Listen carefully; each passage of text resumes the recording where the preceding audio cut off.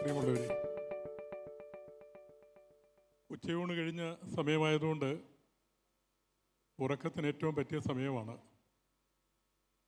പക്ഷേ ഉറങ്ങാൻ അനുവദിക്കാത്തൊരു വിഷയമാണ് ഇന്നിവിടെ നമ്മൾ ചർച്ച ചെയ്യപ്പെടുന്നത്. നോവലിലെ നാടകവും നാടകത്തിലെ നോവലും. പ്രത്യക്ഷത്തിൽ നമ്മുടെ സാഹിത്യോത്സവങ്ങളിലൊക്കെ സംവാദ വേദികളിൽ വരാറുള്ള വിഷയങ്ങളിൽ നിന്നൊക്കെ വളരെ വ്യത്യസ്തമായൊരു വിഷയമാണ്. കൂടുതലൊരു ആഴത്തിൽ ഉൾക്കാഴ്ച നൽകുന്നൊരു വിഷയമാണ് ഇന്ന് ഈ വേദിയിൽ അവതരിപ്പിക്കുന്നത്. ഇവിടെ നേരത്തെ പേര് പറഞ്ഞതുപോലെ നോവലിൻ്റെ രചനാരംഗത്തും നാടകത്തിൻ്റെ നിർവഹണ രംഗത്തും ഇതര സാഹിത്യ രൂപങ്ങളുടെ രംഗത്തുമൊക്കെ പ്രവർത്തിക്കുന്ന ആൾക്കാരാണ് ഈ ചർച്ചയിൽ പങ്കെടുക്കുന്നത്. അവരെല്ലാവരെയും സ്വാഗതം ചെയ്യുകയാണ്.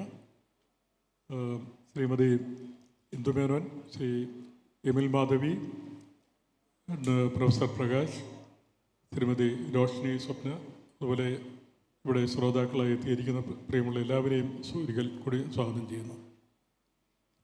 നമ്മുടെ വിഷയത്തിൻ്റെ ഒരു പ്രത്യേകത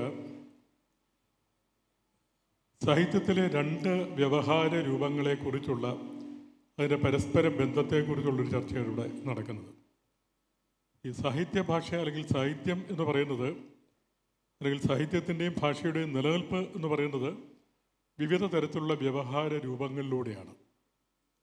അതിലേറ്റവും പ്രാചീനമായ വ്യവഹാര രൂപം എന്ന് നമുക്ക് വിശേഷിപ്പിക്കാവുന്നത് നാടകം തന്നെയാണ്. നാടകം, കാവ്യം, മഹാകാവ്യം, കഥ, അതിനുശേഷമാണ് ഏറ്റവും ഒടുവിലത്തെ ഏറ്റവും നൂതനമായ വ്യവഹാര രൂപമാണ് നോവൽ. ഏറ്റവും പ്രാചീനമായ വ്യവഹാര രൂപമായ നാടകവും ഏറ്റവും നൂതനമായ നവീനമായ വ്യവഹാര രൂപമായ നോവലും തമ്മിലുള്ള ബന്ധം, ഒരു പാരസ്പരിക ബന്ധമാണ് ശരിക്കും ഇവിടെ ചർച്ച ചെയ്യപ്പെടുന്നത്.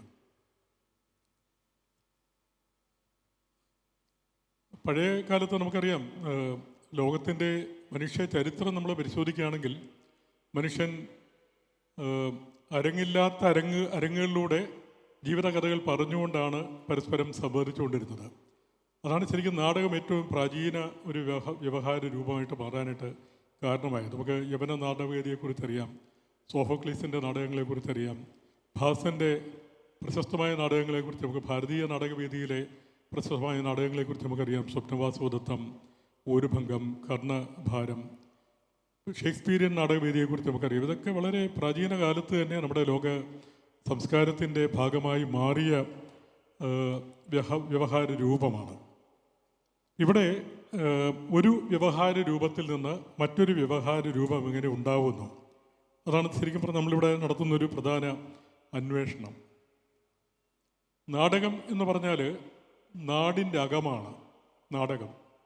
നാടിൻ്റെ അകത്ത് നടക്കുന്ന ജീവിതത്തിൻ്റെ കഥ പറയുന്നതാണ് നാടകം എന്ന് പറയുന്നത്. അതുകൊണ്ടാണ് മലയാളത്തിൽ നാടകത്തിന് നാടകം എന്ന പേര് വരാൻ കാര്യം. ഒരു നാടിൻ്റെ ഉള്ളിൽ, ഒരു ഊരിൻ്റെ ഉള്ളിൽ നടക്കുന്ന ജീവിതകഥകൾ പറയുന്ന, ജീവിതം പറയുന്ന ഒരു വ്യവഹാര രൂപം നിലയ്ക്കാണ് നാടകമായിട്ട് നമ്മുടെ ഭാഷയിൽ അറിയപ്പെടുന്നത്. നാടകത്തിൻ്റെ പിറവിയുമായിട്ട് നമുക്ക് നോക്കുമ്പോഴേ നോവലിൻ്റെ പിറവിക്ക് ഒരുപാട് കാലതാമസം ഉണ്ടായിട്ടുണ്ട്. നോവലിന് ഒരു 100 വർഷത്തിലധികം പഴക്കം മാത്രമേ ഉള്ളൂ. പക്ഷേ നാടകത്തിന് നൂറ്റാണ്ടുകളുടെ പഴക്കമുണ്ട്. ഇപ്പോൾ പിറവിയിൽ തന്നെ നോവലിന് നാടകവുമായിട്ട് ബന്ധമുണ്ട് എന്നാണ് സമർത്ഥിക്കപ്പെടുന്നത്. നോവലിൻ്റെ ഒരു സുസംഘടിതമായിട്ടുള്ള ശില്പം തന്നെ നാടകത്തോട് സാമ്യമുണ്ട്. പിന്നെ നാടകത്തിൽ ക്രിയകളിലൂടെയാണ് കഥ വികസിക്കുന്നത്, പ്രമേയം വികസിക്കുന്നത്. നോവലിലും ക്രിയകളിലൂടെ തന്നെ, പക്ഷേ ക്രിയ ആഖ്യാനപരതയിലൂടെയാണ് വരുന്നത് എന്ന് മാത്രമേ ഉള്ളൂ. അതുകൊണ്ടായിരിക്കണം വളരെ പ്രശസ്തനായിട്ടുള്ള അർജൻറ്റീനിയൻ സാഹിത്യകാരൻ W.H. ഹഡ്സൺ പറഞ്ഞിട്ടുണ്ട്, അദ്ദേഹം സമർത്ഥിക്കുന്നത് നാടകത്തിൻ്റെ ആഖ്യാന രൂപമാണ് നോവലെന്നാണ്. അതിനോട് യോജിപ്പുമുള്ളവരുണ്ട്. പക്ഷേ ഹഡ്സൺ അത് സമർത്ഥിക്കുന്നു, നാടകത്തിൻ്റെ ആഖ്യാന രൂപമാണ് നോവൽ. പക്ഷേ നമ്മൾ ഇന്ന് നമ്മുടെ സമകാലിക നോവലിലേക്കും നാടകത്തിലേക്കും കടന്നു പോവുകയാണെങ്കിൽ നമുക്ക് ഇതിന് മറ്റൊരു തരത്തിലുള്ളൊരു ബന്ധം നമുക്ക് കാണാനായിട്ട് കഴിയും. ഇവിടെ ഞാൻ നേരത്തെ പറഞ്ഞതുപോലെ ഒരു വ്യവഹാര രൂപത്തിനുള്ളിൽ നിന്നുകൊണ്ട് മറ്റൊരു വ്യവഹാര രൂപത്തിന് സാധ്യതയുണ്ടോ എന്നാണ് നമ്മൾ ആലോചിക്കുന്നത്. ഇവിടെ നോവലിൻ്റെ പ്രത്യക്ഷ ധർമ്മങ്ങൾ നമുക്ക് ആദ്യം ഒന്ന് നോക്കാം. നോവലിൻ്റെ പ്രത്യക്ഷ ധർമ്മം എന്ന് പറയുന്നത് പ്രകടനപരതയാണ്, പ്രകടനപരതയിലൂടെയുള്ള ആവിഷ്കാരമാണ്. എന്ന് പറയുമ്പോൾ ജനങ്ങളുമായിട്ട് നേരിട്ട് സംവദിക്കുകയുമാണ്. ഒരു പൊളിറ്റിക്കൽ അപ്പീൽ നടത്താൻ നോവലിന് കഴിയും, ഒരു നാടകത്തിന് കഴിയും. പക്ഷെ ഒരു നോവലിന് നേരെ മറിച്ച് ആഖ്യാനപരതയിലൂടെ ആ നോവൽ വായിക്കുന്ന വായനക്കാരനിലൂടെ മാത്രമേ അതിന് സമ്മതിക്കാനായിട്ട് കഴിയുന്നുള്ളൂ ഒരേ സമയം.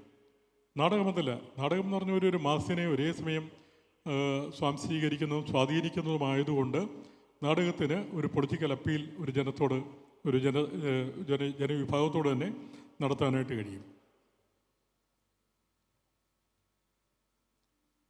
അപ്പം എന്തുകൊണ്ടാണ് നോവലിൻ്റെ ഒരു ധർമ്മമുണ്ട്, നാടകത്തിൻ്റെ ഒരു ധർമ്മമുണ്ട്. പിന്നെ എന്തുകൊണ്ടാണ് നോവലിനുള്ളിൽ നിന്ന് നാടകവും നാടകത്തിനുള്ളിൽ നിന്ന് നോവലും എന്ന് പറയുന്ന ഒരു അവസ്ഥയ്ക്കുള്ള പ്രസക്തി എന്ന് നമുക്ക് ആലോചിക്കേണ്ടതായിട്ടുണ്ട്. ഒരു വ്യവഹാര രൂപത്തിന് അത് നിർവഹിക്കേണ്ടതായിട്ടുള്ളൊരു ധർമ്മമുണ്ട്. ആ ധർമ്മം നിർവഹിക്കുന്നതിനപ്പുറത്തേക്ക് ആ വ്യവഹാര രൂപത്തിൽ നിന്നൊരു പുതിയ ധർമ്മം നമുക്ക് ഉൾച്ചേർത്താൻ കഴിയുമോ എന്നുള്ളൊരു പരീക്ഷണമാണ് ശരിക്കും ഒരു നോവലിൽ നിന്ന് നാടകമുണ്ടാവുന്നത്, അല്ലെങ്കിൽ ഒരു കവിതയിൽ നിന്ന് നാടകമുണ്ടാവും. നമുക്ക് നമ്മുടെ അറിവിൽ തന്നെ എത്രയോ കാവ്യങ്ങൾ നാടകങ്ങളായി മാറി നമുക്കറിയാം. കുമാരനാശാൻ്റെ എത്രയോ കാവ്യങ്ങൾ, ചണ്ടാല ഭിക്ഷുകി, അതുപോലെ കരുണ, ഇതൊക്കെ തന്നെ വളരെ വിജയപ്രദമായിട്ട് നാടകങ്ങളായിട്ട് മാറിയിട്ടുണ്ട്. അതുപോലെ തന്നെ ഡോസ്റ്റോവ്സ്കിയുടെ നോവലുകൾ കവിതകൾക്ക് ജന്മം കൊടുത്തിട്ടുണ്ട്.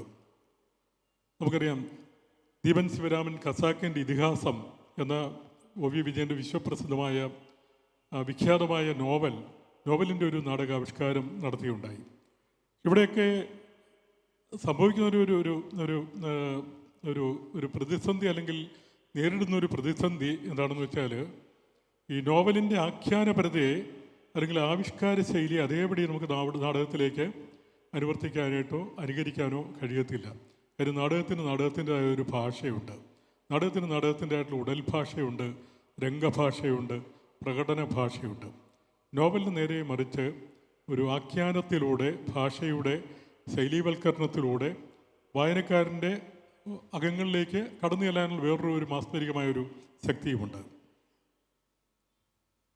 അതുകൊണ്ടാണ് നമുക്കറിയാം മലയാളത്തിൽ ഏറ്റവും ആദ്യകാലത്തൊക്കെ അറിയപ്പെടുന്ന നോവലുകൾക്കൊക്കെ ഒരുപാട് ഹൃദയങ്ങളിലേക്ക് കടന്നു ചെല്ലാൻ കഴിഞ്ഞിട്ടുണ്ട്. കെ. ദാമോദരൻ്റെ പാട്ടബാക്കി. ആ പാട്ടബാക്കി എന്ന നാടകം എഴുതുന്നതിന് പകരം കെ. ദാമോദരൻ ഒരു നോവൽ എഴുതിയിരുന്നെങ്കിൽ ആ നോവലിന് എത്രത്തോളം ജനങ്ങളിലേക്ക് ഇറങ്ങിത്തല്ലാൻ കഴിയുമായിരുന്നു. തോപ്പിൽ ഭാസിയുടെ നിങ്ങളെന്നെ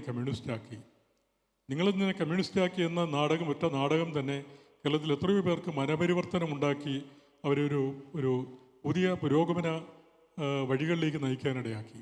പക്ഷെ നോവലിന് അത്രത്തോളം കഴിയുമായിരുന്നു. ഇവിടെയാണ് ആ പ്രകടന പരതയ്ക്കുള്ള ഒരു സവിശേഷതയും അതിൻ്റെ ശക്തിയും അതിൻ്റെ ഇഫക്റ്റും നമുക്ക് കാണാൻ കഴിയുന്നത്. ഇനി നോവലിനുള്ളിൽ നാടകം സംഭവിക്കാം. ഇപ്പോൾ നോവലിനുള്ളിൽ നാടകം സംഭവിക്കുന്നതിന് നമുക്ക് എടുത്തു പറയാവുന്നൊരു നല്ലൊരു ഉദാഹരണം നമ്മുടെ മലയാള സാഹിത്യത്തിലുണ്ട്. എം. മൂന്നൻ്റെ ഒരു ദളിത് യുവതിയുടെ കഥന. ഇവിടെ അതിന് വിശ്വസാഹിത്യത്തിൽ നമുക്ക് പറയാനുണ്ട്.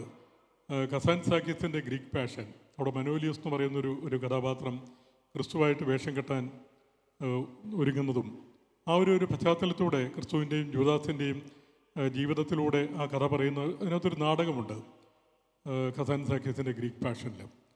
നമ്മൾ ഈ ദളിത് യുവതിയുടെ നമുക്ക് ഏറ്റവും പരിചിതമായൊരു കൃതി എന്ന നിലയ്ക്ക് ഒരു ദളിത് യുവതിയുടെ കഥയിൽ എം. മൂന്നൻ ഒളിപ്പിച്ചു വെച്ചിരിക്കുന്നൊരു നോവൽ, ആ നോവലിൻ്റെ ഒരു നാടകം, ആ നാടകത്തിൻ്റെ ലക്ഷ്യം എന്തായിരുന്നു? ആ നാടകത്തിനൊരു വലിയൊരു ലക്ഷ്യമുണ്ട്. ഞാൻ നേരത്തെ പറഞ്ഞൊരു പൊളിറ്റിക്കൽ അപ്പീൽ നടത്താനായിട്ട് നോവലിനേക്കാളും നോവലിനുള്ളിലെ നാടകത്തിന് കഴിയും എന്നൊരു വിശ്വാസത്തിലാണ് ആ രചനയിൽ അങ്ങനെ ഒരു രചന മാസ്മരികത അദ്ദേഹം തുന്നിച്ചേർത്തതെന്ന് ഞാൻ കരുതുന്നു. കാര്യം അവിടെ നമുക്ക് സ്വാതന്ത്ര്യം കിട്ടിയ അരനൂറ്റാണ്ടിന് ശേഷമാണ് നോവൽ ഉണ്ടാകുന്നത്. അപ്പോൾ സ്വാതന്ത്ര്യം കിട്ടി അരനൂറ്റാണ്ടിന് ശേഷവും നമ്മുടെ രാജ്യത്ത് നടക്കുന്ന ജന്മിത്വവും സവർണ മേധാവിത്വവും ദളിത് പീഡനവും ഇതൊക്കെ എങ്ങനെ ആഖ്യാന തലത്തിൽ അവതരിപ്പിക്കാം എന്നുള്ളതാണ് ശരിക്കും ദളിത് യുവതിയുടെ കഥനകഥ എന്ന നോവൽ പരീക്ഷിക്കുന്നത്. എന്നാൽ അതേ നോവലിനകത്തുള്ള ഒരു ദളിത് യുവതിയുടെ കഥനകഥ എന്ന നാടകം, ആ നാടകം എഴുതിയിരിക്കുന്ന നാരായൺ എന്ന് പറയുന്ന ഒരു പത്രപ്രവർത്തകനാണ്. നാടകം അവതരിപ്പിക്കുന്നത്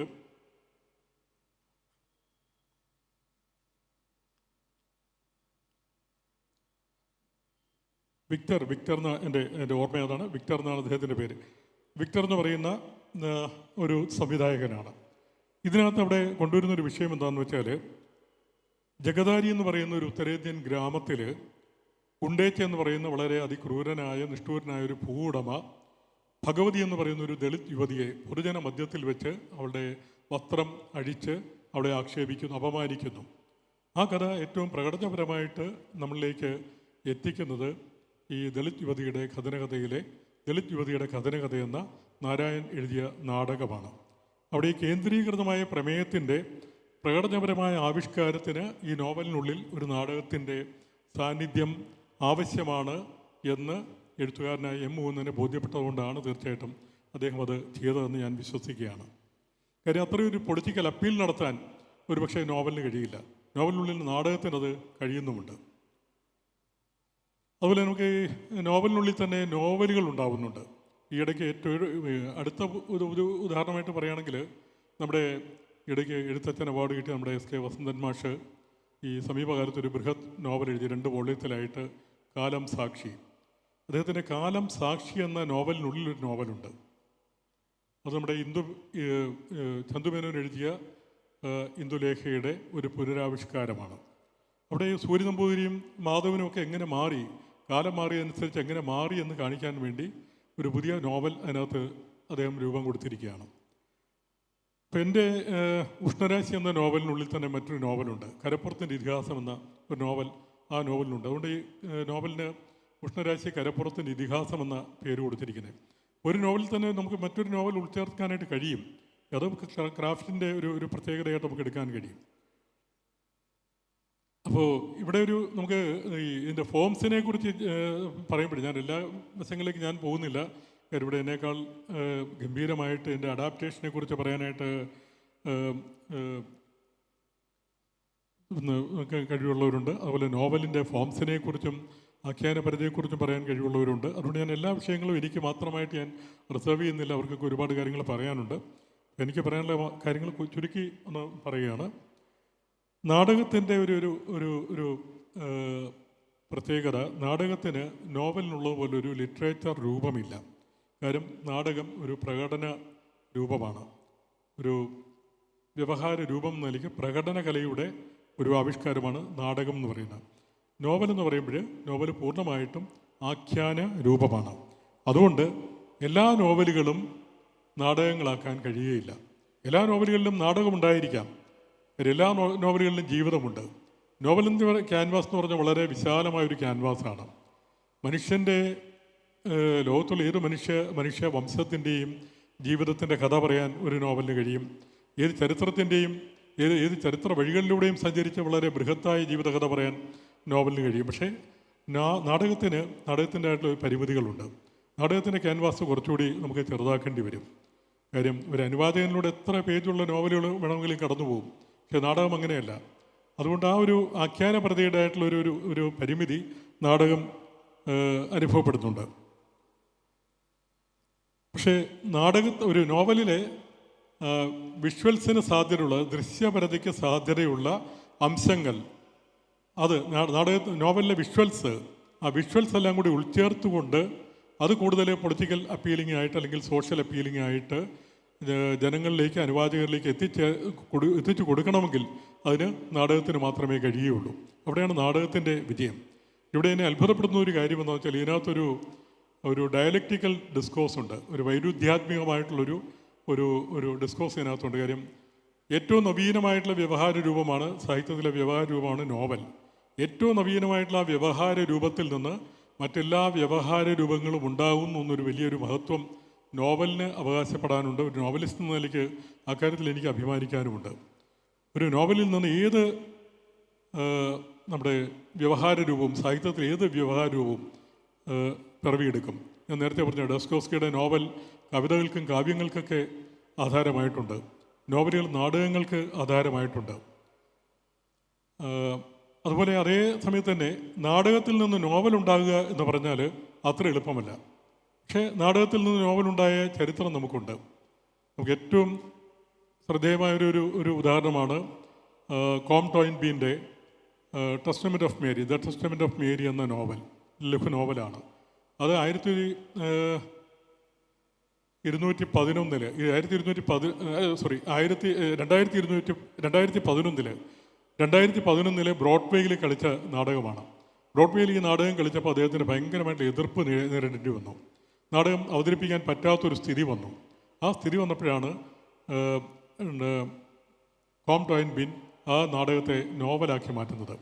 അപ്പോൾ ഒരു നാടകത്തിലൂടെ നോവലിനും പിറവി എടുക്കാം എന്നുള്ളൊരു സൂചന, ഒരു ഉദാഹരണം മാത്രമാണ് ഈ ഒരു സംഭവം. ഞാനിത് ഇത്രയും ആമുഖമായിട്ട് പറയുകയാണ്. അപ്പോൾ നമുക്ക് ഈ ഒരു ചർച്ച ഇനി മറ്റുള്ളവരിലേക്ക് പോകുമ്പോൾ നമ്മൾ ഈ ഒരു വിഷയത്തിൽ ഊന്ന് നിന്ന് വേണം സംസാരിക്കാൻ. എല്ലാവർക്കും സമയ പരിമിതിയുണ്ട്.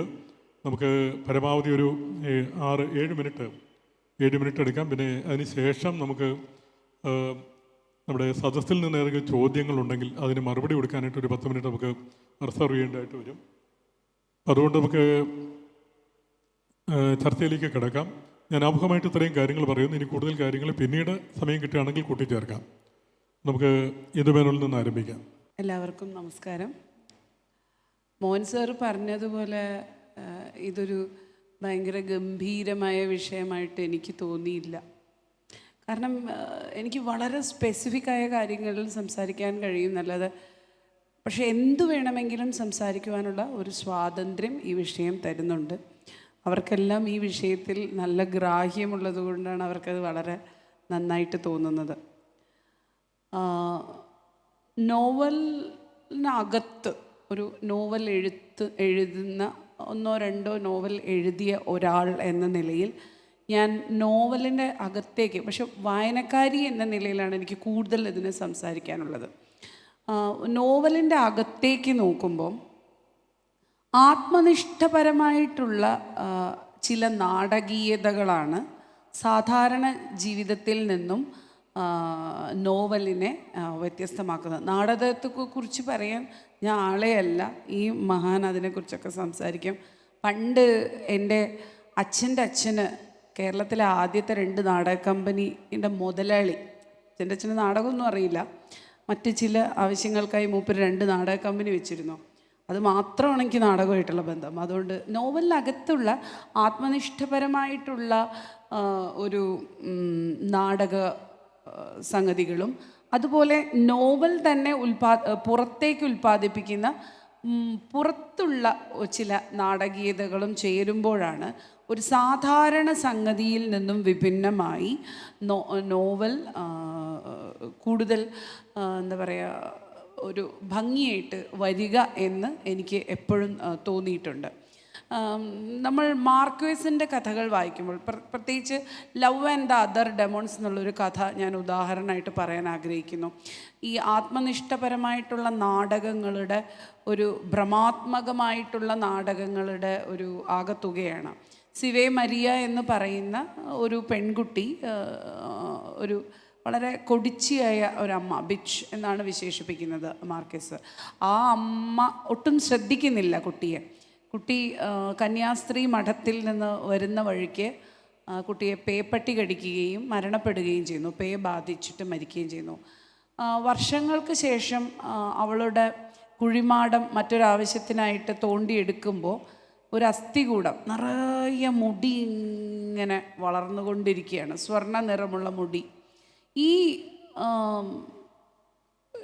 ഈ ഭംഗിയുള്ള ഈ അസ്ഥികൂടത്തെ ഈ പാതിരി കൊണ്ടുപോയിട്ട് തൻ്റെ മുറിയിൽ വെക്കുകയും അവിടെ വെച്ച് രാത്രിയാകുമ്പോൾ ഈ പെൺകുട്ടി ഇറങ്ങി വരികയും അയാളോട് സംവദിക്കുകയും അയാളുമായി പ്രേമത്തിലാവുകയും ചെയ്യുന്നു. അങ്ങനെ വർഷങ്ങളോളം ഈ മനുഷ്യൻ ഈ പെൺകുട്ടിയുമായിട്ടുള്ള ഇത് സ്വപ്നമാണോ സത്യമാണോ എന്താണ്, ഞാനൊരു നാടകത്തിൽ അഭിനയിച്ചുകൊണ്ടിരിക്കുകയാണോ, അയാൾക്ക് തന്നെ അറിയുന്നില്ല എന്താണെന്ന്. എന്നാൽ പുറത്തുള്ള മനുഷ്യരെ സംബന്ധിച്ചിടത്തോളം ചുറുചുറുക്കും ഊർജ്ജസ്വലതയുമുള്ള ഒരു മനുഷ്യൻ ഒരു പൊടുന്നനെ രാവിലെ ഡിപ്രഷനിലായി ഒരു റൂമിനകത്ത് അടച്ചിരിക്കുന്നു എന്നുള്ളതാണ്. വർഷങ്ങൾ കഴിഞ്ഞ് 10 വർഷം കഴിഞ്ഞ് അയാളും മരിച്ചു. ഒരുപാട് കഥകളുണ്ട് അതിൻ്റെ ഇടയിൽ.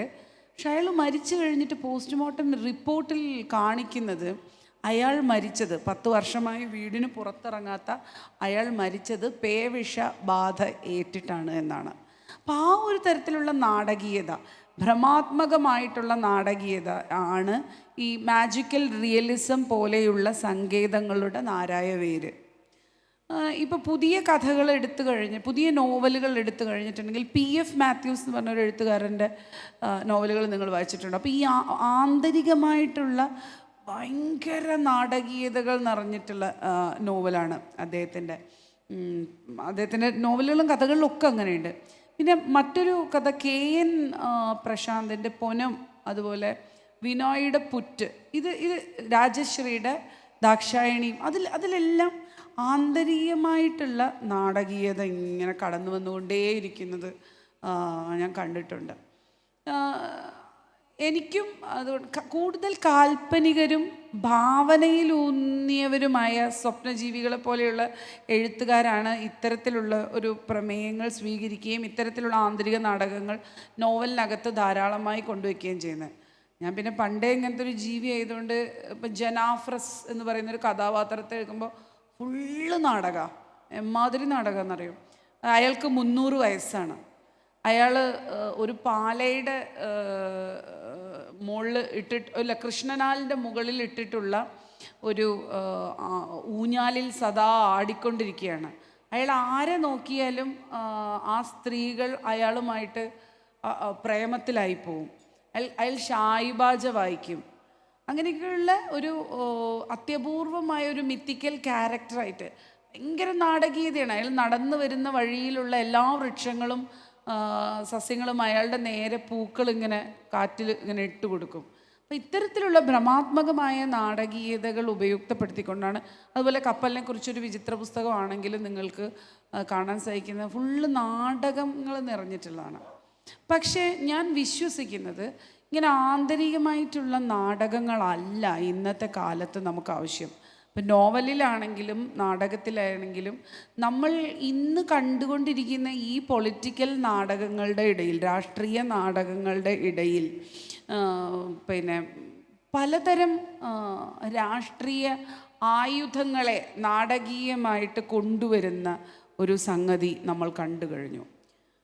മഹാത്മാഗാന്ധിജി ഉപ്പ് എന്ന് പറയുന്ന ഒരു സംഗതിയെ എത്ര നാടകീയമായിട്ടാണ് ഒരു പൊളിറ്റിക്കൽ വെപ്പണായിട്ട് ഉപയോഗിച്ചിരുന്നത്.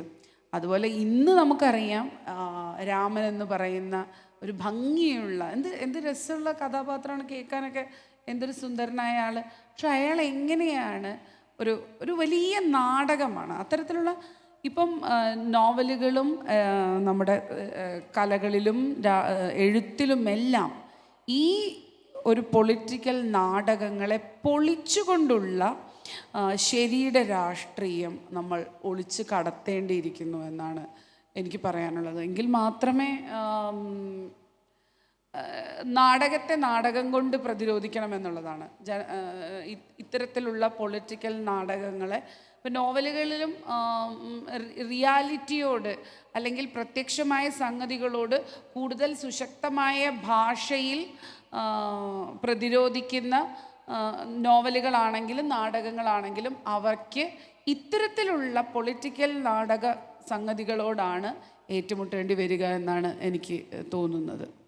അടുത്ത ശ്രീ എമിൽ മാധവി. എമിൽ ഇപ്പോൾ ഞാനും എന്തുമൊക്കെ ആയിട്ട് കമ്പയർ ചെയ്യുമ്പോൾ ഞങ്ങളൊക്കെ ഈ നോവൽ കഥയൊക്കെ എഴുതുന്നവരാണ്. പക്ഷേ എമിൽ നാടകത്തിൻ്റെ രംഗവേദിയിലുള്ളൊരു ആളെന്ന നിലയ്ക്ക് അഡാപ്റ്റേഷനിലോട്ടുള്ള അനുഭവം അദ്ദേഹത്തിന് വളരെ നല്ല അനുഭവങ്ങൾ പങ്കുവയ്ക്കാനായിട്ടുണ്ട്. ഗബ്രിയേൽ ഗാർഷ്യ മാർക്കേസിൻ്റെ ഏകാന്തതയുടെ 100 വർഷങ്ങൾ നാടകരൂപത്തിൽ അഡാപ്റ്റ് ചെയ്ത് ആ അനുഭവം അദ്ദേഹത്തിന് പങ്കുവയ്ക്കാനുണ്ട്. അപ്പം തീർച്ചയായിട്ടും എനിക്കൊന്ന് നോവൽ നാടകത്തിന് വഴിതെളിക്കുമ്പോൾ എങ്ങനെ എന്ത് സംഭവിക്കുന്നു, അതിൻ്റെ ദൃശ്യപരതയ്ക്ക്, പ്രകടനപരതയ്ക്ക്, അതിൻ്റെ ആഖ്യാനപരതയ്ക്ക് എന്ത് സംഭവിക്കുന്നു എന്ന് അദ്ദേഹത്തിന് വ്യക്തമായിട്ട് പറയാൻ കഴിയും എന്ന് കരുതുന്നു. അദ്ദേഹത്തെ ക്ഷണിക്കുന്നു. ശ്രീ എമിൽ മാധവി. നന്ദി. എല്ലാവർക്കും നമസ്കാരം. നോവലും നാടകവും എന്ന് പറയുമ്പോൾ തന്നെ നമ്മുടെ മനസ്സിലേക്ക് വരുന്ന ചില ചിത്രങ്ങളുണ്ട്. എനിക്ക് തോന്നുന്നു ആ ചിത്രങ്ങൾ കുറച്ച് അപകടകരമാണ്. നാടകം എന്ന് പറഞ്ഞ് നമ്മളൊന്ന് കണ്ണടച്ചാൽ നമ്മുടെ മുന്നിലേക്ക്, ഭൂരിപക്ഷം മനുഷ്യരുടെ മുന്നിലേക്കും വരുന്ന ഒരു ചുവന്ന കർട്ടനും തൂങ്ങിക്കിടക്കുന്ന മൈക്കും അപകടമാണ്. അതിൻ്റെ സമയം കഴിഞ്ഞുവെങ്കിലും നമ്മുടെ മനസ്സിൽ ഇപ്പോഴും ആ ഇമേജ് തൂങ്ങിക്കിടക്കുന്നുണ്ട്. നോവലിനെ കുറിച്ചും നിങ്ങൾ ഇതേപോലെ ആലോചിച്ചാൽ തടിച്ചൊരു പുസ്തകമോ നമ്മുടെ പ്രിയപ്പെട്ട എഴുത്തുകാരോ പ്രിയപ്പെട്ട ടൈറ്റിലുകളോ ഒക്കെ നമ്മുടെ മുന്നിലേക്ക് വരും. കാരണം നമുക്ക് കലയെ എപ്പോഴും ഡിഫൈൻ ചെയ്യാൻ, ഇതാണ് നോവൽ, ഇതാണ് നാടകം എന്ന് പറയാനുള്ള ഒരു വ്യഗ്രത നമ്മളിലുണ്ട്. ഒരു പക്ഷേ പുതിയ കാലത്ത് കലയുടെ ഏറ്റവും പ്രധാനപ്പെട്ട ധർമ്മം ഈ ഡെഫിനീഷനുകളെ പൊളിച്ചു കളയുക. ഇതാണ് നോവൽ എന്ന് പറഞ്ഞാൽ ഇതല്ല എന്നുകൂടിയാണ് നമ്മൾ പറയുന്നത്. ഇതാണ് നാടകം എന്ന് പറഞ്ഞാൽ ഇതല്ല എന്നുകൂടിയാണ് പറയുന്നത്. അതുകൊണ്ട് തന്നെ അവതരണ കലയിൽ, പെർഫോമൻസ് മേക്കിങ്ങിൽ ഏറ്റവും പ്രധാനമായി ചെയ്യുന്നൊരു കാര്യം എന്തും അവതരണമാവാം എന്നുള്ളൊരു സങ്കല്പമാണ്. ഒരു നോവൽ എങ്ങനെ ഒരു നാടകത്തിലേക്ക്, അവതരണത്തിലേക്ക് വരുന്നു എന്ന ചോദ്യം സ്വയം ചോദിക്കുമ്പോൾ, ഒരു കലാപ്രവർത്തകൻ എന്നുള്ള നിലയിൽ ചോദിക്കുമ്പോൾ പല രീതിയിൽ അതാവാം. ഇപ്പോൾ പെഡ്രോ പരോമോ എന്നൊരു നോവൽ ഹുവാൻ റൂൾഫോയുടെ വളരെ പ്രിയപ്പെട്ടൊരു നോവലാണ്. ഞാനത് നാടക രൂപത്തിലേക്ക് ആക്കാനുള്ള പല വർഷങ്ങളായിട്ടുള്ള ശ്രമങ്ങൾ നടത്തിക്കൊണ്ടിരിക്കുകയും ഒരു ഘട്ടത്തിൽ ഞാൻ തിരിച്ചറിയുന്നൊരു സംഗതി, ഇതിൻ്റെ കഥ നാടകരൂപത്തിൽ ചെയ്യലല്ല ഞാൻ ചെയ്യേണ്ടത്. പിന്നെ എന്താണ് ഈ നോവൽ എന്നോട് പറയുന്നത്? ഇപ്പോഴും നടന്നുകൊണ്ടിരിക്കുന്നൊരു പ്രോസസ്സാണെങ്കിലും ഈ പെഡ്രോ പരോമോയിലെ ശബ്ദങ്ങളെ മാത്രം ഉപയോഗിച്ച് ഇരുട്ടിൽ ഒരു നാടകം ചെയ്യാൻ സാധ്യമല്ലേ എന്ന് ഞാൻ ആലോചിച്ചു.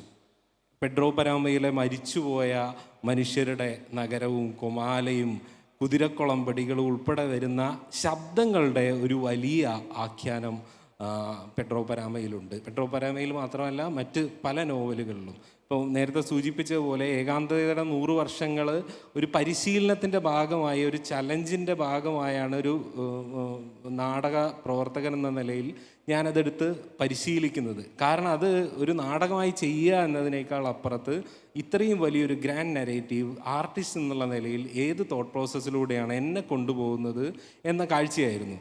അപ്പോൾ ഞാൻ നേരത്തെ പറഞ്ഞു, ഈ ഒരു ഇമേജ് ബുക്ക് എന്ന് പറയുന്ന ഹൈദരാബാദിൽ ചെയ്തിട്ടുള്ളൊരു പ്രൊഡക്ഷൻ്റെ ഏറ്റവും അവസാനത്തെ അരമണിക്കൂറാണ് ഏകാന്തതയുടെ 100 വർഷങ്ങളുടെ ഇൻസ്പിറേഷനിലുള്ള PCUC എന്നത്.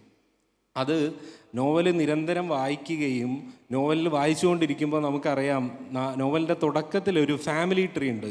തിരിച്ചു പോവും ഓരോ സമയം, ഇത് ആരാണ് എന്നുള്ള അന്വേഷണത്തിൽ. ഒരു ഘട്ടത്തിൽ ഞാൻ തിരിച്ചറിയുന്നു, ഈ നോവലല്ല, ഈ നോവലിലെ ഫാമിലി ട്രീ ആണ് നാടകത്തിലേക്കോ അവതരണത്തിലേക്കോ വരാൻ സാധ്യതയുള്ളത്, വരാൻ പോകുന്നത്.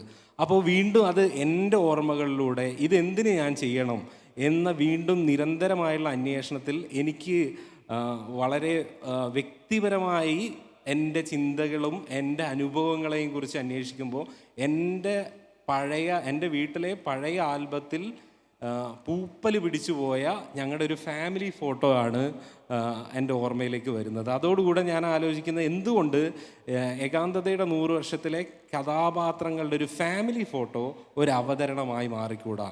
അല്ലെങ്കിൽ ആ ഫോട്ടോ എൻ്റെ ഫാമിലി ഫോട്ടോ പോലെ ഒരു 100 വർഷം കഴിയുമ്പോൾ പൂപ്പൽ പിടിക്കുകയും മനുഷ്യരുടെ മുഖങ്ങൾ മാഞ്ഞു പോവുകയും ചെയ്യുന്നത് അവതരണ രൂപത്തിലേക്ക് എന്തുകൊണ്ട് ആയിക്കൂടാ? അപ്പോൾ ഒരു കലാപ്രവർത്തകൻ എന്നുള്ള നിലയിൽ പിന്നീട് ഏകാന്തതയുടെ 100 വർഷങ്ങളുമായി ഇതിന് പ്രത്യേകിച്ച് ബന്ധമില്ലെങ്കിലും എൻ്റെ ആലോചനകളുടെ അടിസ്ഥാനം, എൻ്റെ ഇൻസ്പിറേഷൻ എല്ലാം ഈ വലിയൊരു നരേറ്റീവായി മാറുന്നുണ്ട്. അതുകൊണ്ട് തന്നെ നോവൽ എങ്ങനെ, അല്ലെങ്കിൽ മറ്റെന്ത് ആഖ്യാനങ്ങളും, നോവൽ എന്നുള്ളത് മാത്രമല്ല ഏത് തരം ആഖ്യാനങ്ങളും എങ്ങനെ നമ്മളൊരു അവതരണ രൂപത്തിലേക്ക് അഡാപ്റ്റ് ചെയ്യുന്നതിൻ്റെ ഏറ്റവും പ്രധാനപ്പെട്ട സമവാക്യമാണ് ഇത് ഇന്നതാണ് എന്ന് ഡിഫൈൻ ചെയ്യാതിരിക്കുക. ഇത് എന്തുമാവാം. അത്തരത്തിലുള്ള എക്സ്പെരിമെൻറ്റുകളാണ് ലോകത്ത് മുഴുവനായിട്ട് നടന്നുകൊണ്ടിരിക്കുന്നത്. ഇപ്പോൾ കഴിഞ്ഞ ദിവസം ഒരു ഇറാഖി അമേരിക്കൻ ഒരു പെർഫോമർ, അദ്ദേഹം ബിലാൽ എന്നാണ് അദ്ദേഹത്തിൻ്റെ പേര്. അദ്ദേഹം ചെയ്തിട്ടുള്ളൊരു കാര്യം, പെർഫോമൻസിൻ്റെ ഭാഗമായി അദ്ദേഹത്തിൻ്റെ മുതുകിൽ ചുവന്ന 5000 ഡോട്ട്സ് പച്ച കുത്തുകയാണ് ചെയ്തിട്ടുള്ളത്. ഇറാഖിൽ മരിച്ച അല്ലെങ്കിൽ യുദ്ധത്തിൽ അമേരിക്ക കൊന്നു കളഞ്ഞ ആളുകളുടെ റെപ്രസെൻറ്റേഷൻ എന്ന നിലയിൽ 5000 ചുവന്ന കുത്തുകൾ മുതുകിൽ പച്ച കുത്തുകയും അതിനോടൊപ്പം 100,000 ഇൻവിസിബിളായ ടാറ്റു, ചുവന്ന കുത്തുകൾ അദ്ദേഹം പച്ച കുത്തുകയും ചെയ്യുന്നുണ്ട്. ആ ഇൻവിസിബിൾ ടാറ്റു കാണണമെങ്കിൽ നിങ്ങൾ ഒരു അൾട്രാ വയലറ്റ് പ്രകാശം യൂസ് ചെയ്താൽ മാത്രമേ ഇൻവിസിബിൾ ആയിട്ടുള്ള ആ കുത്തുകളെ നിങ്ങൾക്ക് കാണാൻ സാധിക്കൂ. അദ്ദേഹം പറയുന്നത് ഇറാഖിലും ഇങ്ങനെയാണ്, നിങ്ങൾക്ക് കാണാവുന്ന വിക്ടിംസ് അല്ല, ഇൻവിസിബിൾ ആയിരിക്കുന്ന ഒരുപാട് വിക്ടിംസ് ഉണ്ട്. അവരെയാണ് ഞാൻ എൻ്റെ കലയിലൂടെ അടയാളപ്പെടുത്താൻ ശ്രമിക്കുന്നത്. അതായത് കലയുടെ ആഖ്യാനത്തിൻ്റെ രീതികൾ മാറിക്കൊണ്ടിരിക്കുകയാണ്. എന്തുമാവാം. നിങ്ങൾക്കൊരു 1000 പേജുള്ള നോവൽ ഒരൊറ്റ വാക്കിൽ അവതരണമാക്കി മാറ്റാം. ക്രൈം ആൻഡ് പണിഷ്മെൻറ്റിൽ ഒരൊറ്റ കോടാലി മതിയാവും ചിലപ്പോൾ നിങ്ങൾക്ക് മണിക്കൂറുകൾ നീണ്ട ഒരു അവതരണമാക്കി മാറ്റാൻ എന്ന് ഞാൻ വിചാരിക്കുന്നു. ആ പ്രവർത്തനമാണ് നാടകത്തെ അല്ലെങ്കിൽ അവതരണത്തെ പ്രാധാന്യമുള്ള ഒന്നാക്കി മാറ്റുന്നത്. ഒരുപക്ഷെ വരും കാലങ്ങളിൽ നമ്മുടെ ഈ സങ്കല്പങ്ങളിൽ മാറ്റം വരുമ്പോഴാണ് കല പുതിയതായി മാറുന്നത് എന്നാണ് ഞാൻ കരുതുന്നത്. നോവലിൽ അത്തരം പരീക്ഷണങ്ങൾ നടക്കുന്നുണ്ട്, പോയിട്രിയിൽ നടക്കുന്നുണ്ട്. നമ്മുടെ പല ആഖ്യാനങ്ങളിലും അത്തരത്തിലുള്ള പരീക്ഷണങ്ങൾ പുതിയ കാലത്തല്ല പണ്ട് കാലം മുതലേ നടന്നുകൊണ്ടിരിക്കുന്നു. അതിൻ്റെ തുടർച്ചകളാണ് പുതിയ കാലത്തെ കലയിലും സംഭവിക്കുന്നത്. ഡെഫിനീഷൻസ് മാറി തുടങ്ങട്ടെ. താങ്ക് യു എമിൽ മാധവി. അടുത്തത് തിയേറ്റർ രംഗത്തെക്കുറിച്ച് വളരെ ഗഹനമായിട്ടുള്ള ലേഖനങ്ങൾ എഴുതാറുള്ള, തിയേറ്ററിനെക്കുറിച്ചുള്ള പ്രഭാഷണ പരമ്പരകൾക്ക് തന്നെ നേതൃത്വം നൽകാറുള്ള നമ്മുടെ മഹാരാജ് കോളേജിലെ ഇംഗ്ലീഷ് ഡിപ്പാർട്ട്മെൻറ്റ് മേധാവിയായിരുന്ന, അതുപോലെ കേരളത്തിലെ മറ്റ് പ്രമുഖ ഗവൺമെൻറ് കോളേജുകളിൽ പല ഇടങ്ങളിൽ ഇംഗ്ലീഷ് അധ്യാപകനായി പ്രവർത്തിച്ച പ്രൊഫസർ PN പ്രകാശ് സാറിനെ ക്ഷണിക്കുന്നു. പ്രിയമുള്ളവരെ, എൻ്റെ അഭിപ്രായത്തിൽ വളരെ വിശാലമായ ഒരു വിഷയമായതുകൊണ്ട് പാനലിൽ തന്നെ പങ്കെടുക്കുന്നവരുടെ അഭിപ്രായത്തിൽ കേന്ദ്രീകരിച്ച് എൻ്റേത് പറയുക, എൻ്റെ അഭിപ്രായം പറയുക എന്നത് ഈ ചുരുങ്ങിയ സമയത്തിൽ കഴിയില്ല എന്ന ബോധ്യമുള്ളതുകൊണ്ട് ഈ വിഷയത്തെപ്പറ്റി എനിക്ക് പറയാനുള്ള കുറച്ച് കാര്യങ്ങൾ അനുവദിച്ച സമയത്തിൽ പറയാൻ ആഗ്രഹിക്കുന്നു. ഒന്നാമതായി, ഈ പണ്ട് ഒരു 20-ാം നൂറ്റാണ്ടിൻ്റെ തുടക്കത്തിൽ ക്രാഫോർഡ് എന്ന് പറയുന്ന അദ്ദേഹം അന്ന് പ്രശസ്തനായിരുന്നു ഒരു നോവലിസ്റ്റ് പറഞ്ഞു, അദ്ദേഹം നോവലിനെ വിശേഷിപ്പിച്ചത് പോക്കറ്റ് തിയേറ്റർ എന്നാണ്. Pocket theatre. അദ്ദേഹം ഉദ്ദേശിച്ചത് രണ്ടും കാര്യമൊക്കെ ഒന്നാണ്, പക്ഷേ നോവൽ നിങ്ങൾക്ക് വീട്ടിലിരുന്ന് പോക്കറ്റിൽ നിന്നെടുത്ത് വായിച്ച് രസിക്കാം, നാടകമാകുമ്പോൾ അത് സ്റ്റേജിൽ അവതരിപ്പിച്ച് കാണണം. ഇതിൽ ഭാഗികമായ സത്യമുണ്ട്. എന്താണെന്ന് വെച്ചാൽ, നോവലിൻ്റെയും നാടകത്തിൻ്റെയും വിഷയം മനുഷ്യജീവിതമാണ്, പ്രകൃതിയാണ്, പ്രപഞ്ചമാണ്. നമ്മുടെ ജീവിതത്തിൻ്റെ സന്തോഷവും ദുഃഖവും എല്ലാം നമുക്ക് മറ്റൊരാളിലേക്ക് കമ്മ്യൂണിക്കേറ്റ് ചെയ്യുക എന്നതാണ് രണ്ടിൻ്റെയും ഉദ്ദേശം. ഇപ്പോൾ സംഗീതം മനസ്സിൽ ഹൃദയത്തിലുള്ള ഒരാൾ, ചിലർ വയലിനിസ്റ്റായെന്നിരിക്കും, മറ്റ് ചിലർ മൃദംഗം നന്നായിട്ട് കൈകാര്യം ചെയ്യും. ഒരേ വിഷയം രണ്ട് രീതി കൈകാര്യം ചെയ്യുന്നു എന്നുള്ളതാണ് ചെയ്യുന്നത്. പക്ഷേ അപ്പോൾ നമുക്കിത് നാടകത്തിൽ ക്രിയാംശമാണ് കൂടുതൽ, മറ്റേതിലെ വിവരണമാണ്. ഇപ്പോൾ ഉദാഹരണത്തിന് നമുക്കൊക്കെ കുറച്ച് പേർക്കെങ്കിലും വളരെയധികം പേർക്ക് പരിചയമുണ്ടായിരുന്ന ഒരു നോവലാണ് ടോൾസ്റ്റോയിയുടെ അന്നാ കരേനിന. അതിൻ്റെ തുടക്കത്തിൽ അന്നാ കരേനിന എന്നുള്ള പ്രധാന കഥാപാത്രം അവർ വിരസമായ തൻ്റെ വിവാഹ ജീവിതത്തിൽ തുടരുമ്പോഴാണ് അവർ ഒരു ട്രെയിൻ യാത്രയിൽ പെട്ടെന്ന് അവർക്ക് വളരെ ഇഷ്ടം തോന്നുന്ന ഒരു ചെറുപ്പക്കാരനെ കാണുന്നു. ഈ അനേകരിൻ്റെ ചെറുപ്പക്കാരനെ കാണുകയും വിവാഹബന്ധത്തിൽ നിന്ന് മാറിയിട്ടൊരു പ്രണയം തുടങ്ങുകയും ചെയ്യുന്നതിന് ടോൾസ്റ്റോയ് എന്നുള്ള വിശ്വവിഖ്യാതനായ നോവലിസ്റ്റ് 9 പേജ് എടുക്കുന്നുണ്ട്. അതിമനോഹരമായ എഴുത്താണ് ടോൾസ്റ്റോയുടെ. ഈ അന്നാകരീനയ്ക്ക് തൻ്റെ വിരസമായ ജീവിതത്തിൽ നിന്ന് പുതിയ ഒരാളുമായിട്ടുള്ള ഒരു ബന്ധം ഒരു നാടകത്തിൽ കാണിക്കാൻ കഴിയുമെന്ന് ചോദിച്ചാൽ കഴിയില്ല. നാടകത്തിൻ്റെ ചുരുങ്ങിയ സ്പേസിൽ അത് സാധ്യമല്ല. അതേസമയം ടോൾസ്റ്റോയ് തന്നെ ദ പവർ ഓഫ് ഡാർക്ക്നെസ്, തമശക്തി എന്ന് പറഞ്ഞ മലയാളത്തിൽ തർജ്ജമയുണ്ട്. അങ്ങനെ അദ്ദേഹം നാടകം എഴുതിയിട്ടുണ്ട്. ആ നാടകത്തിൽ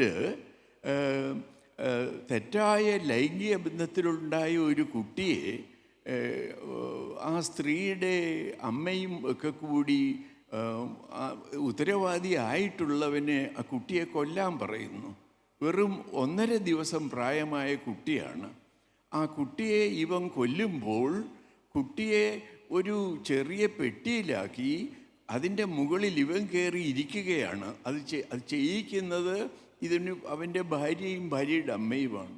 ഒരു നിമിഷം കഴിയുമ്പോൾ അവൻ ഞെട്ടി എഴുന്നേറ്റിട്ട് പറയുന്നു, ഈ ചെറിയ കുഞ്ഞിൻ്റെ കയ്യിലെ എല്ലൊടിയുന്നത് ഞാൻ കേൾക്കുന്നു, എനിക്ക് കഴിയില്ല എന്ന് പറയുന്നു. ഭാര്യയും മറ്റേ സ്ത്രീകളും അവനെ പിടിച്ചിരുത്തുന്നു. ഈ കുഞ്ഞിൻ്റെ എല്ലൊടിയുന്നത് ഒരു നോവലിനും ഒരിക്കലും വിവരിച്ച് നിങ്ങളോട് പറയാൻ കഴിയില്ല. അത് നാടകത്തിനേ കഴിയുള്ളൂ. അപ്പോൾ ഇത് റഷ്യയിൽ ഈ നാടകം ഈ ഒരു ഒറ്റ രംഗം കൊണ്ട് നിരോധിക്കുകയുണ്ടായി. അപ്പോൾ ഞാൻ പറഞ്ഞു വരുന്നത്, ഏതിലെവിടെയാണോ നാടകീയമായ അംശങ്ങളുള്ളത് അത് കണ്ടുപിടിക്കുക എന്നുള്ള ഒരു മാജിക്കാണ് ഒരു നാടകകൃത്ത് ചെയ്യേണ്ടത്. മറ്റൊരു ഉദാഹരണം എടുത്താൽ, ഇപ്പോൾ നമുക്കൊക്കെ അറിയുന്ന ഒരു നോവലാണ് വിക്ടർ ഹ്യൂഗോയുടെ പാവങ്ങൾ. അതിലെ തുടക്കത്തിൽ ക്രിസ്തീയ കാരുണ്യം എന്താണ് എന്ന് നമ്മളെ പഠിപ്പിക്കുന്നത് ഒരു കള്ളൻ ജാൻ വാൽജാൻ ഒരു പള്ളിയിൽ അച്ഛൻ്റെ വീട്ടിൽ കയറിയിട്ട് അവനെ സ്വീകരിക്കുന്ന ആളിൻ്റെ കാൻഡിൽ സ്റ്റിക്സ് മോഷ്ടിക്കുന്നതാണ്. Bishop's candlesticks. ഇത് ലോകം മുഴുവൻ നാടകമാക്കിയിട്ടുണ്ട്. അതുപോലെ തന്നെ കൊടും തണുപ്പത്ത് ശൈത്യകാലത്ത് 10 വയസ്സ് പ്രായമുള്ള മെലിഞ്ഞ ഒരു ചെറിയ പെൺകുട്ടി അവളേക്കാൾ ഉയരമുള്ള ഒരു ബക്കറ്റ് എടുത്തുകൊണ്ട് രാത്രിയിൽ വെള്ളം കോരാൻ പോകുന്നത് മനുഷ്യ മനസ്സിനെ ഞെട്ടിച്ച ഒരു സംഭവമാണ്.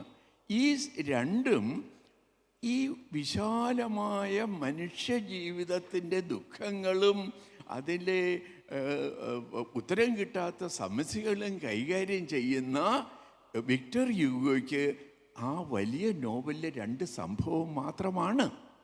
പക്ഷേ അത് അകലെ അത് നോവലിലെ നാടക അംശങ്ങളാണ്.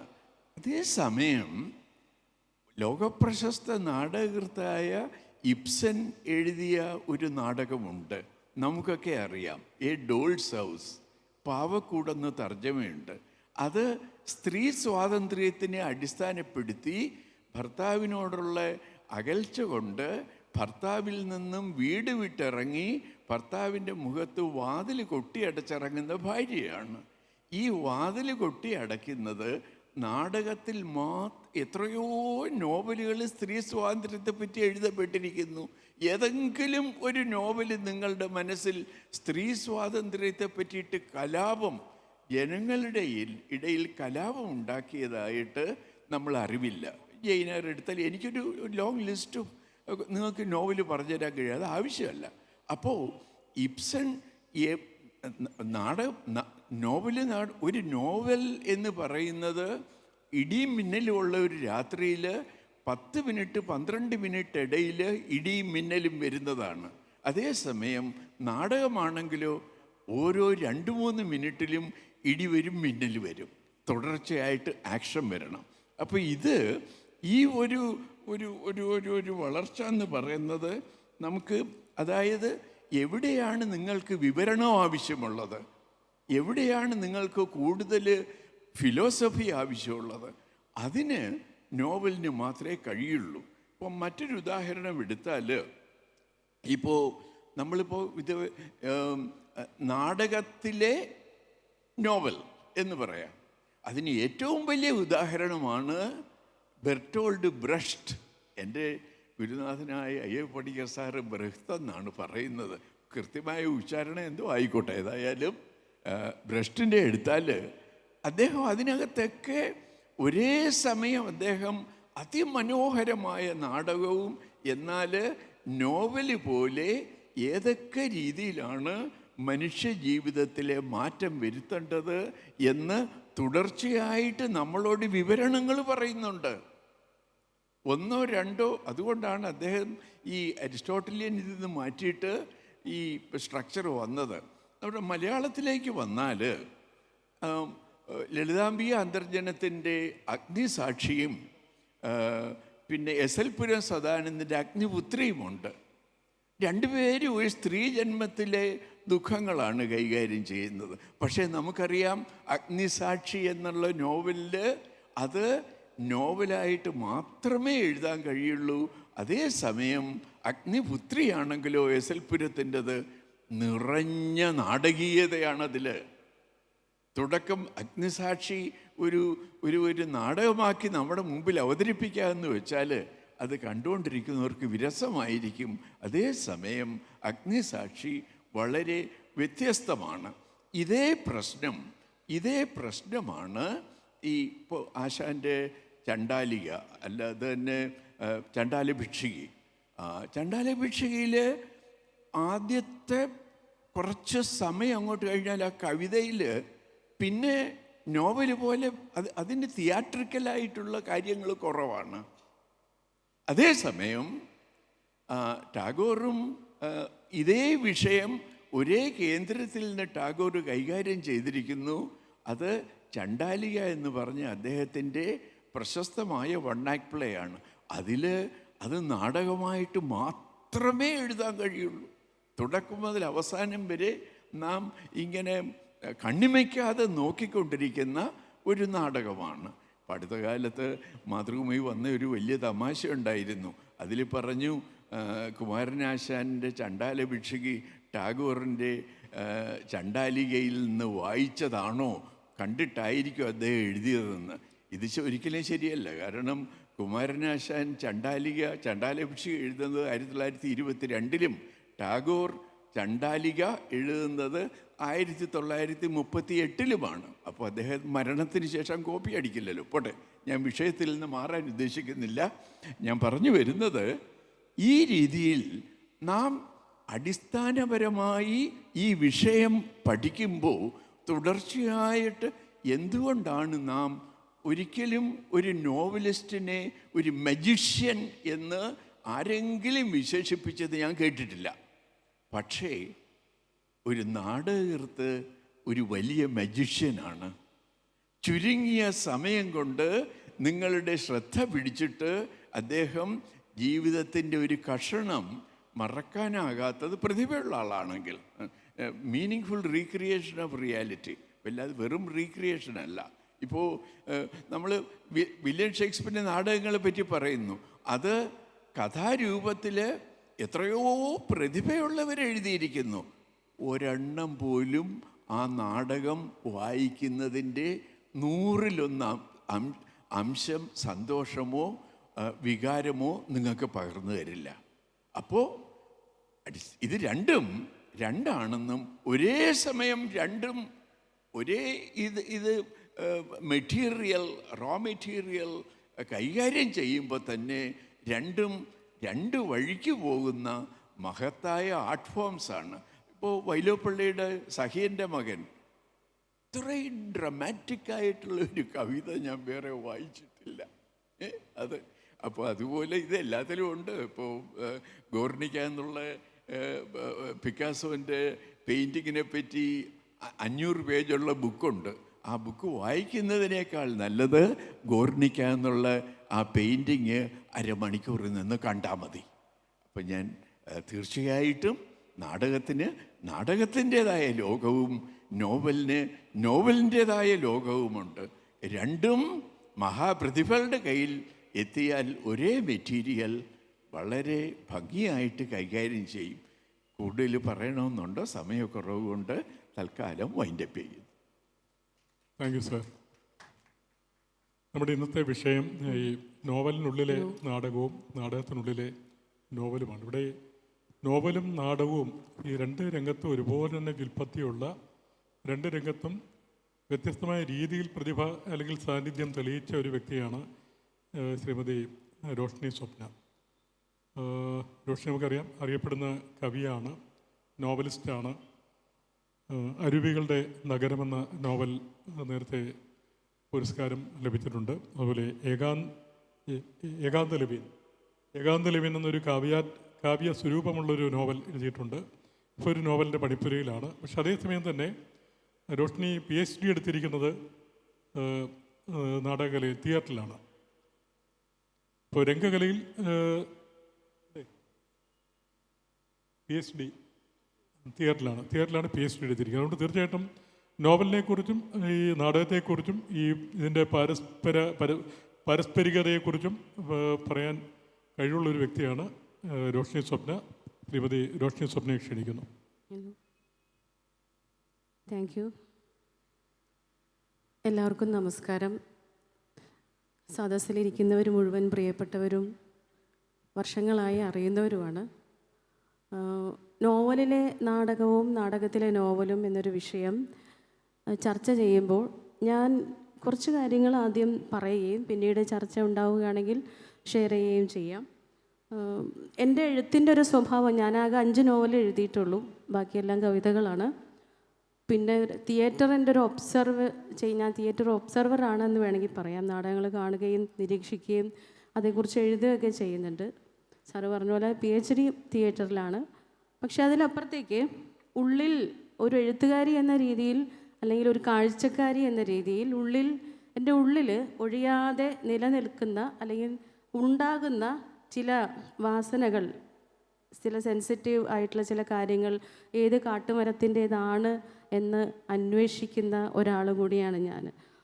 നേരത്തെ പറഞ്ഞ 4 പേരും പറഞ്ഞ ചില കാര്യങ്ങളിൽ ചില കൂട്ടിച്ചേർക്കലുകളാണ്. മാർക്കേസിൻ്റെ ഒരു കഥ ഓർമ്മിക്കുകയാണ് ഞാൻ. ഒരു വൃദ്ധന് അസാധാരണമായ സൗന്ദര്യമുള്ള 2 ചിറകുകൾ കിട്ടുന്നുണ്ട്. ഈ ചിറകുകൾ അയാൾ ഒരുപാട് ആഘോഷിക്കുന്നുണ്ട്. കുറച്ച് കഴിയുമ്പോൾ ഈ ചിറകുകൾ തന്നെ അയാളുടെ ഹിംസയ്ക്ക് പാത്രമാവുന്നുണ്ട്. അപ്പോൾ അതിൽ മാർക്കേസ് പറയാതെ പറയുന്ന ഒരു നരേഷൻ ഉണ്ട്. ഒരു കഴുകനെയോ ആകാശവിമാനത്തെയോ പരുന്തിനെയോ മാലാഖയെയോ ചെകുത്താനെയോ എങ്ങനെയാണ് നമ്മൾ ചിറകുകൾ കണ്ട് തിരിച്ചറിയുക എന്നുള്ളൊരു ചെറിയൊരു സന്ദേശം അതിൻ്റെ അകത്തുണ്ട്.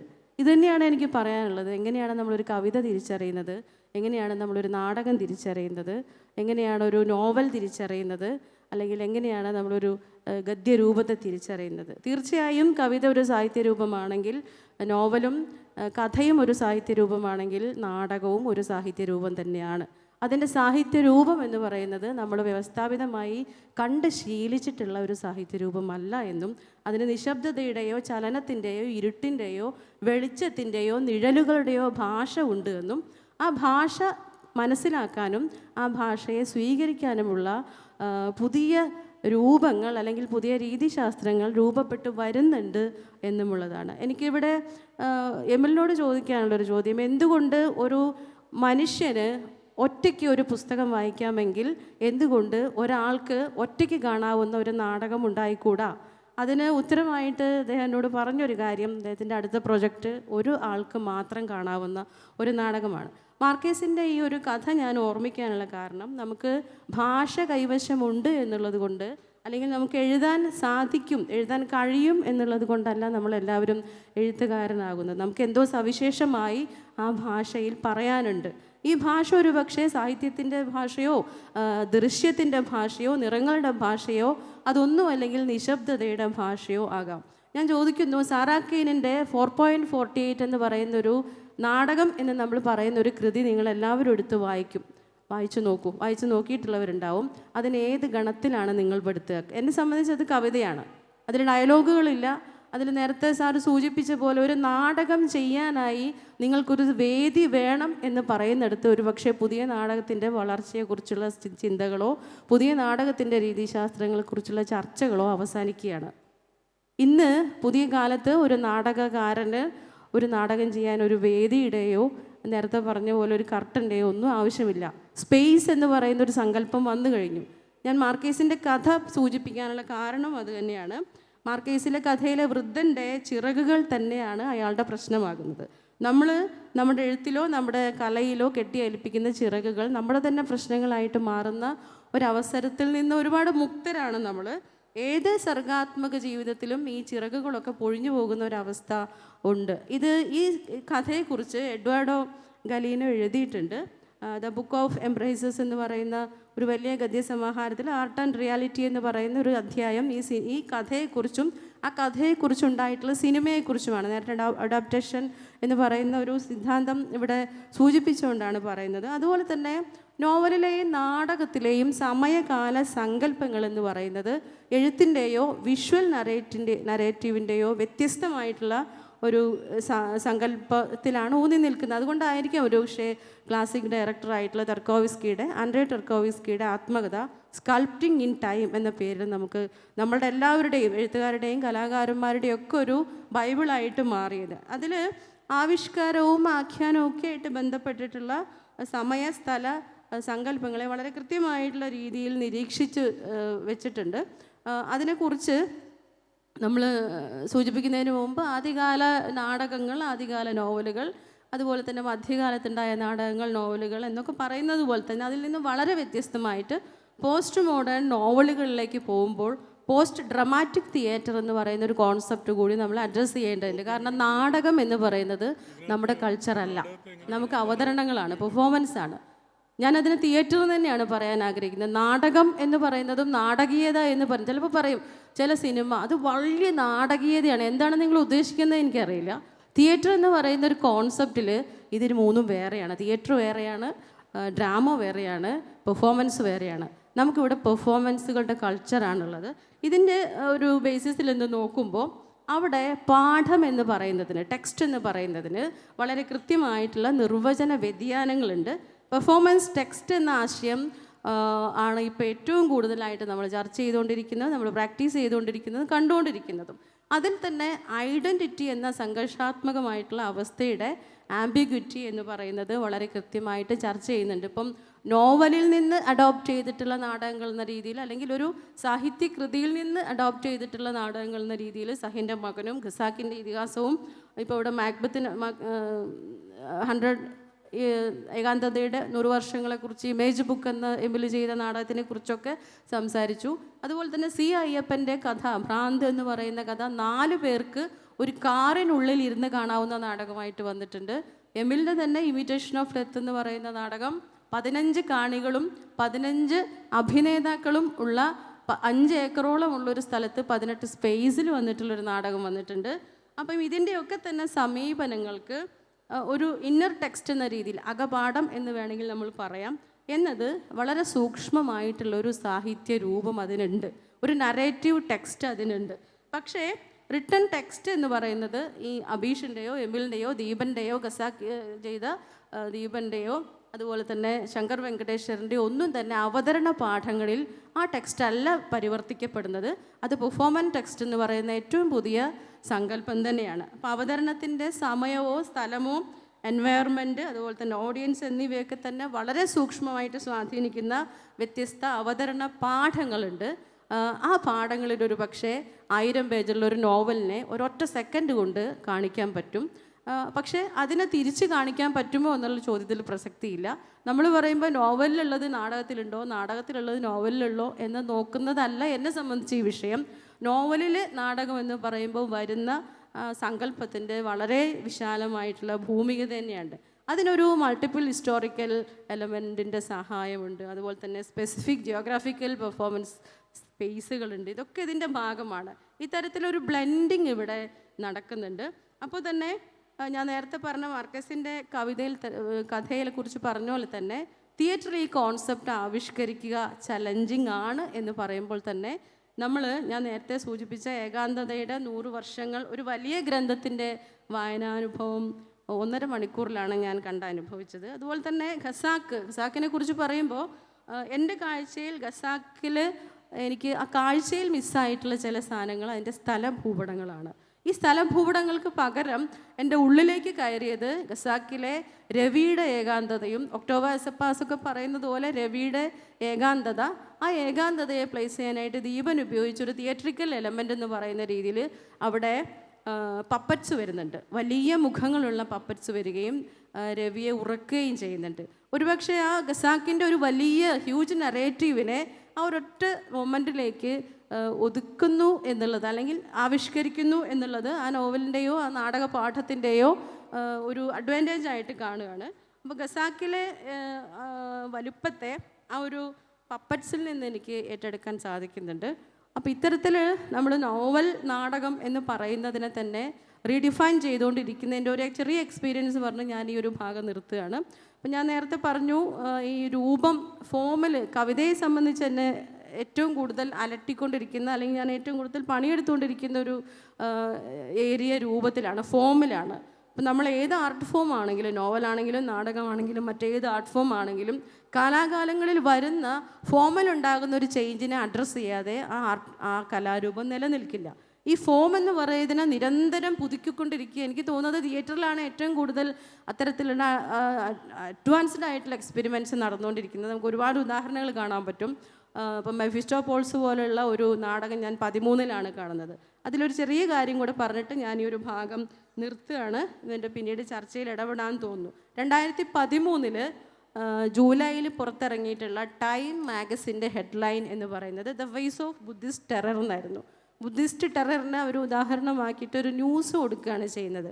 അതിൽ മ്യാൻമറിലെ കലാപത്തിൽ അന്ന് മരണപ്പെട്ട 10-15 ലക്ഷത്തിനും ഇടയിലുള്ള ആളുകളെ അതിൻ്റെ ഒരു ഉത്തരവാദിത്വം ബുദ്ധനെ ഏൽപ്പിക്കുകയാണ് ചെയ്യുന്നത്. അത് ഒരു എത്നിക് ക്ലെൻസിങ് എന്നാണ്. അത് മാധ്യമപ്രവർത്തകർക്ക് അത് വിശദീകരിക്കേണ്ട ആവശ്യമില്ല, അവർക്കറിയാം. അത് എത്നിക് ക്ലെൻസിങ് എന്ന രീതിയിൽ കൊട്ടിഘോഷിക്കപ്പെട്ട ഒരു വാർത്തയാണ്. അതിൻ്റെ റിസൾട്ട് എന്ന് പറയുന്നത് ഭൂമി മുഴുവൻ തുടച്ച് നീക്കുന്ന ഒരു വിഷ്വലാണ് അവരതിന് കൊടുത്തിരുന്നത്.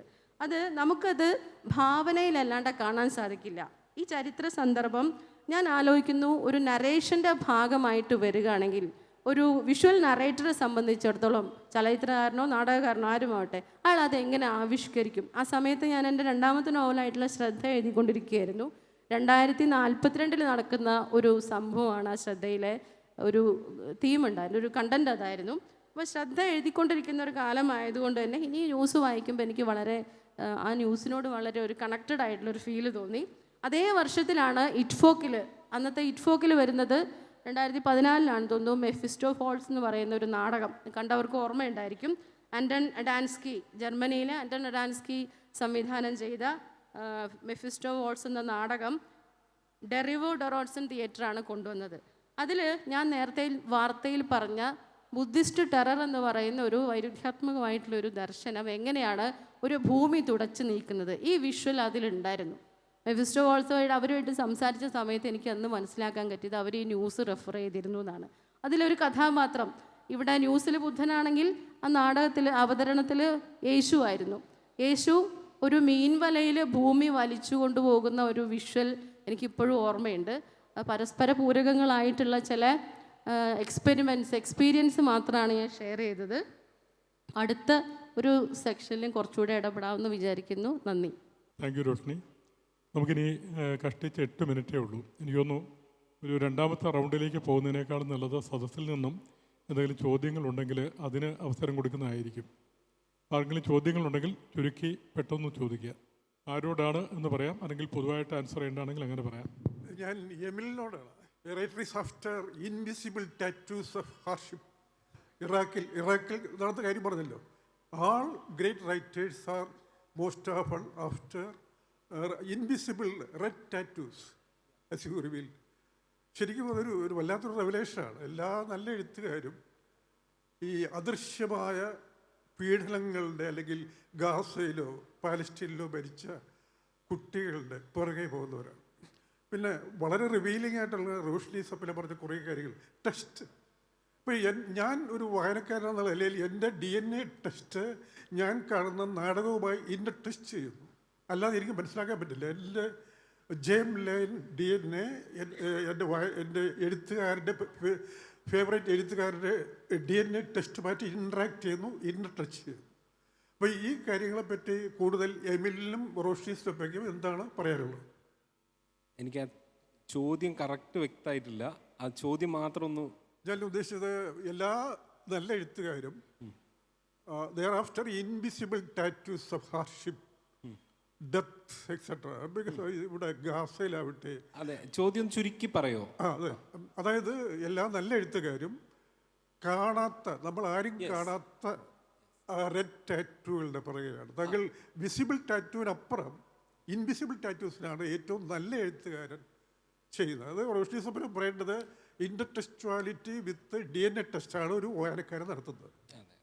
അത് എനിക്ക് തോന്നുന്നു കലയുടെയും ജനാധിപത്യത്തിൻ്റെയും ഒക്കെ ഒരു ധർമ്മമായിട്ട് പറയുന്നത് ഇൻവിസിബിൾ ആയിട്ടുള്ളതിനെ വിസിബിൾ ആക്കുക എന്നുള്ളതാണ്. വിസിബിൾ ആയത് ഓൾറെഡി നമുക്ക് മുന്നിലുണ്ട്. ഇൻവിസിബിൾ ആയിട്ടുള്ളതിനെ കണ്ടെത്തുക എന്നുള്ളതാണ് കലയുടെ ഒരു പ്രധാനപ്പെട്ട ലക്ഷ്യം. ഇപ്പം ഗസാക്കിനെ കുറിച്ച് നമ്മൾ പറഞ്ഞു. ദീപൻ ശിവരാമൻ ഗസാക്ക് ചെയ്യുന്ന സമയത്ത് രവിയെ കടിച്ച പാമ്പ് വായനക്കാരുടെയൊക്കെ ഉള്ളിലുണ്ട്. പാമ്പിൻ്റെ അസ്ഥിക്കൂടാണ് സ്റ്റേജിലേക്ക് വരുന്നത്. അത് ഒരു ക്രിയേറ്റർ എന്നുള്ള നിലയിൽ അദ്ദേഹത്തിൻ്റെ ഒരു കണ്ടെത്തലാണ്. ഇൻവിസിബിളായി കിടക്കുന്ന ചത്തുപോയൊരു പാമ്പാവാം, വർഷങ്ങൾക്ക് മുന്നേ ചത്തുപോയ പാമ്പാവാം. ഞാൻ ദീപനോട് തന്നെ ചോദിച്ചിട്ടുണ്ട്, നിങ്ങൾ വലിയ സ്പെക്ടാക്കിൾ ഉണ്ടാക്കുന്ന ഒരു ഡയറക്ടറാണ്, എന്തുകൊണ്ടാണ് പാമ്പിൻ്റെ അസ്ഥികൂടം വളരെ ചെറുതാക്കിയത്? നിങ്ങൾക്ക് വേണമെങ്കിൽ ആ ഗ്രൗണ്ട് മുഴുവൻ നിറഞ്ഞു കിടക്കുന്ന ഒരു അസ്ഥികൂടം ഉണ്ടാക്കാമായിരുന്നല്ലോ എന്ന് ഞാൻ എൻ്റെ ഒരു രസത്തിന് അദ്ദേഹത്തിനോട് ചോദിച്ചതാണ്. അപ്പോൾ അത് പല സാധ്യതകളാണ്. ഇപ്പോൾ ദീപൻ കണ്ടെത്തിയിട്ടുള്ളത് ആ പാമ്പിൻ്റെ സൈസിലുള്ള അസ്ഥികൂടം ഒരു പെട്ടിയിൽ നിന്നും പുറത്തേക്ക് വരുന്നതാണ്. മറ്റൊരു സംവിധായകൻ ഒരു പക്ഷേ ആയിരക്കണക്കിന് പാമ്പിൻ്റെ അസ്ഥികൂടങ്ങൾ അരങ്ങിലൂടെ വരുന്നത് കാണിക്കാം, ഒരു പക്ഷേ പാമ്പിനെ തന്നെ കാണിക്കാതിരിക്കുക. അത് അവിടെയാണ് നിങ്ങൾ ഇൻവിസിബിൾ ആയിട്ടുള്ള ചിലതിനെ കണ്ടെത്തുന്നത്. ഇപ്പോൾ നേരത്തെ ഗസാക്കിനെ കുറിച്ച് ചോദിച്ചു, എന്താ പറയുക, എങ്ങനെയാണ് ഗസാക്ക് അഡാപ്റ്റ് ചെയ്യുക? അപ്പോൾ ഗസാക്ക് വായിക്കുമ്പോൾ നമുക്കറിയാം അതിനകത്തുള്ള പ്രധാന പല കാര്യങ്ങളും പറയുമ്പോൾ അതിൽ പറയുന്നുണ്ട് കർമ്മ പരമ്പരയുടെ സ്നേഹരാഹിത്യത്തിൻ്റെ കഥയാണിത്.